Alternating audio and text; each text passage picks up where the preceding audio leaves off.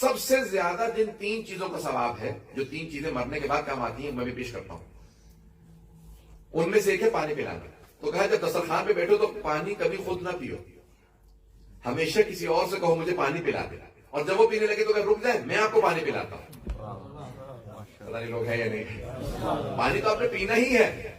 یہاں تک روایت کے اندر الفاظ ہیں کہ ماں باپ سے کبھی کام نہ لو، کبھی نہ کہو ماں سے کہ مجھے یہ کام کر دیں، یہ کر دیں. ماں باپ سے نہ کہو، لیکن اگر پانی پلانے کا ثواب کسی کو دینا ہے تو یا ماں کو دو یا باپ کو ثواب دو. مجھے پانی دے دیجیے، اور جب وہ پینے لگے تو کہیں گے آپ رک جائیے میں آپ کو پانی پلاتا ہوں. عزیزان گرامی، یہ چھوٹی چھوٹی چیزیں عادات بنا لیجیے، ہمارے اندر اتنی راسخ ہو جائیں، ثواب سے محروم نہ رکھیں. اب حاجی نوری نے، شیخ حسین نوری نے، شیخ عباس قمی کے استاد، صاحب مستدرک الوسائل، مستدرک الوسائل، وسائل شیعہ ہے کتاب، اس میں سے جو ان سے شیخ حر عاملی سے احادیث رہ گئی تھی انہوں نے مستدرک الوسائل میں جمع کیا. ان کی ایک اور کتاب بھی ہے جنہوں نے مستدرک الوسائل لکھی ہے، شیخ حسین نوری کی کتاب ہے دار السلام فی الرؤیت والمنام. کتاب 4 جلدوں پہ ہے، دار السلام فی الرؤیت، یعنی خواب اور اس کے احکام سے متعلق ہے، خوابوں سے متعلق ہے. تو وہاں پہ انہوں نے ایک روایت نقل کی ہے کہ رسول خدا نے خواب دیکھا. سنیں گے خواب رسول خدا کا؟ محمد والے محمد بلندتر صلوات.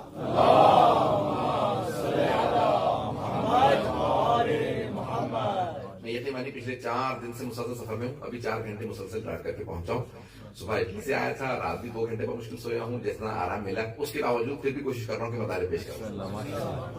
عزیزان گرامی، شیخ عباس قمی کے استاد شیخ حسین نوری نے اپنی کتاب دار السلام میں یہ روایت لکھی ہے کہ رسول اسلام نے اپنے صحابہ سے کہا کہ میں نے خواب دیکھا کل رات، اور اس خواب میں میں نے اپنے چچا حضرت حمزہ کو دیکھا. حضرت حمزہ سید الشہداء، امام حسین سے پہلے وہ سید الشہداء، پھر واقع کربلا کے بعد امام حسین علیہ السلام سید الشہداء. حضرت حمزہ رسول خدا کے چچا. کہا میں نے اپنے چچا کو خواب میں دیکھا. کہ چچا جان، آخرت میں سب سے زیادہ کیا کام آیا آپ؟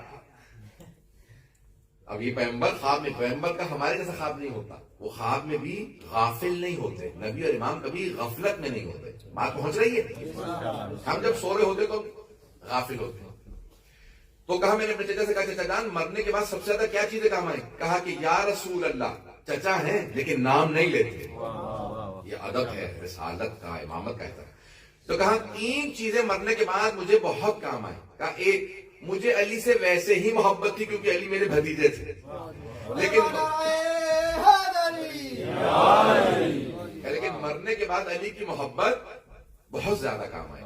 کہ مجھے تو ویسی محبت تھی لیکن اللہ کے یہاں علی کی محبت بہت آتی. دوسرے کہ جب حاجی آتے تھے نا تو حضرت عبد المطلب، کون حضرت عبد المطلب؟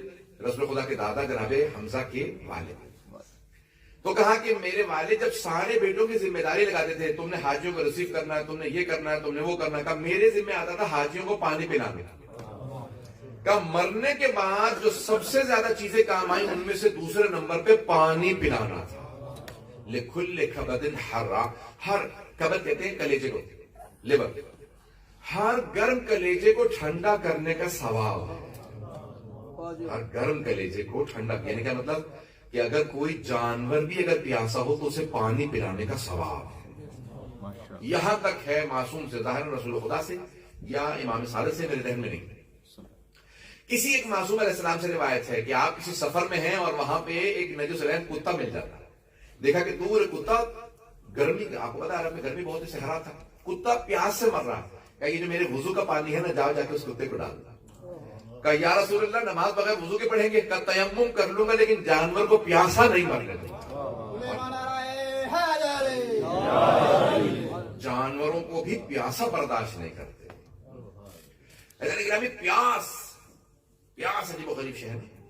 کھلے کبد حرا، ہر گرم جگر کو ٹھنڈا کرنے کا ثواب ہے. ہر گرم جگر کو ٹھنڈا کرنے کا ثواب، چاہے جانور ہی کا جان، آپ اس کو پانی پلائیں. تیسرے شہر کہ یا رسول اللہ، آپ پر اور آپ کی آل پہ درود بھیجنے کا ثواب بہت زیادہ.